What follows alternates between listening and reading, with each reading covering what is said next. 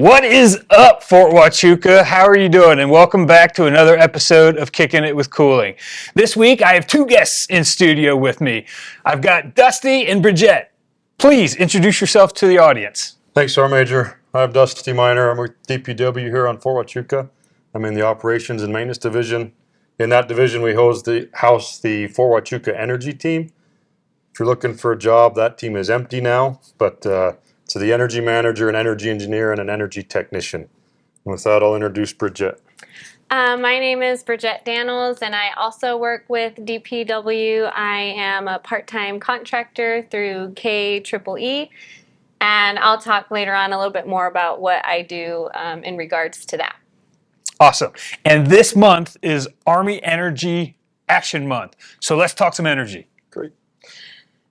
You want me to go? Okay, so yes, Energy Action Month. So this theme is Power to Win, which reinforces the importance of energy resilience or uninterrupted access to energy to the Army readiness, so to support missions. Nobody likes when electricity goes down. The Army is the largest consumer of installation energy in the DoD, spending more than $1 billion per year of facility energy. So energy, huge for the Army. So we're just going to talk about how we can continue to maintain good energy. The Army published its 2022 climate strategy. So big picture, some of the talking points on that are electric vehicles, microgrids, which is like your own little energy grid that gives power to smaller parts of the installations. We have energy savings and performance contracts, and we have some energy ERSIP projects, they're called, that help us meet those 2022 climate strategies. So we did want to talk about Forachuka Energy Use. Every month we are the folks that send out the energy bills for Fort Huachuca. And so what we've noticed with electricity is generally our electric use at Fort Huachuca is going down. So turning off the lights, keeping your HVAC at a reasonable level, those are all things that help us reduce our energy use. Unfortunately, with the way utility rates are going, we continue to pay more for that energy even though we're using less.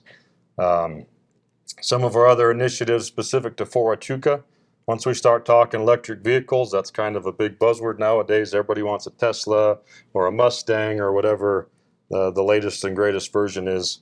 Fort Huachuca now has one electric vehicle. DPW has it. Right now our cemetery responsible officer is who uses that vehicle. He takes remains up to the cemetery before they're interred as part of that program. So one more time for the record, it's not the commander and I driving the Mustang EV around, right? It is not the Command Sergeant Major or Colonel Ives' vehicle. Excellent. But if you do want to see it, is up at DPW. If you know your organization is getting electric vehicle, please reach out to DPW. We can help you get that process started. There's quite a big learning curve. If you haven't driven one before, you can't just go to the pump and fill it up. It takes a while. For a level 1 charger, we're talking 48 to 60 hours to charge that thing fully. And I know we'll talk maybe some barracks electric vehicle programs. Yeah, absolutely. You know, as we transition to EV, you know, some folks are keeping their heels dug in the sand about this, but eventually, you know, electric vehicles will be scattered kind of throughout this installation. We need to get prepared for that now. I know we have the one level charger and we've got more chargers coming in. AFES is typically the fueler of Army installations, so they're getting involved with a lot of that.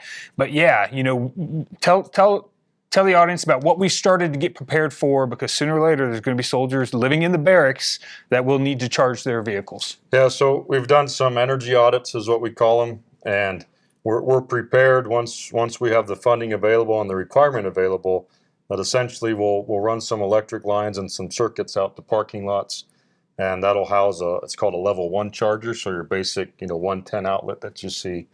And so the soldiers that do have electric vehicle will be able to use those.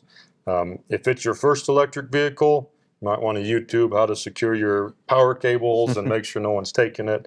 There's just some good common sense user requirements if it's your first electric vehicle. But we have a plan in place, and once we start getting electric vehicles on the installation in the barracks, those will be available to us. For the other tenants, again, reach out to us. We'll help you with those onesies and twosies for the level 2 electric vehicle chargers for your government vehicle use. I did want to point out some of our other energy systems, and there's a good example. Last year in September, we were losing, hundreds of thousands of gallons of water, and there was a personnel who was walking out behind the Buffalo Soldier Corral, and they noticed that there was an area that was really green, and that ended up being a large 2-inch line water leak that was responsible for 4 months of water loss. So that's kind of an easy way to show how a consumer or a soldier or somebody on the installation can help the energy division identify waste and energy or ways that we can improve. And one of the big ones we see is like the Barnes Fieldhouse lights or the Weinstein Village lights. If you see lots of lights are on in an area and it's in the middle of the day, please reach out to DPW, let us know, and we can go get them shut off so we're not wasting that electricity and then having to pay for it later on down the line. And with that, I'll turn it over to Bridget. She'll talk about energy audits. That's one of her primary roles as a consultant here.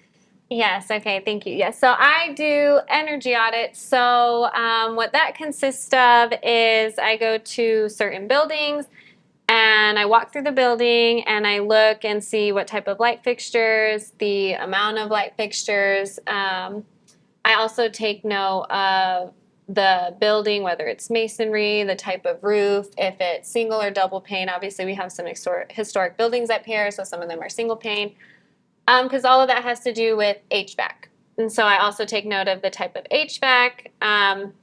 And then I guess tying into water a bit also, I take note of whether there's low flow toilets. I believe all of our buildings are now waterless for urinals, so that used to be something also. And yeah, that's part of my contract is with that, is to check and see the efficiency, see if we're being energy efficient, and if not, seeing how we can make those changes, especially to the buildings that are high usage and a lot of either organizations or people. So that's kind of a gist in what I do. Yeah, so one of the nice things about Bridget's contract is every 4 years, she hits 100% of the buildings on the installation. Not privatized housing, but Right. all the other organizational or mission buildings. She'll go through and do an energy audit that we'll file, and if she notices that, hey, all the lights in here are not LEDs, then we'll get those replaced. Recently, we're doing a project at the thrift shop where all those lights were old incandescent lighting and fluorescent lighting, and so those are all getting replaced with LED bulbs. And so we'll have some links in with the show notes, I guess you'd call them, that have links to here's some good energy audit tips you can do, whether at your house, in your building, as a unit, to help us be a little more resilient and save some energy. On that note, we do have some renewable projects on Fort Huachuca. I'm sure everybody's seen the 22 megawatt solar field that we have. Right now that gets tied in upstream on our TEP lines. So we do see a little bit of that energy coming back to Fort Huachuca, but it also goes out to the greater community that uses TEP as their primary power supplier. In the future, we do have some contracts that we're looking FY 26 to 29 that will install batteries on the installation that hopefully we can use that solar generation to send energy or power to those batteries, and then we can use those batteries to help power Fort Huachuca. So it'll help in what we call peak shaving and other things to use that renewable energy source and give energy to the rest of the installation. We also have several natural gas generation projects.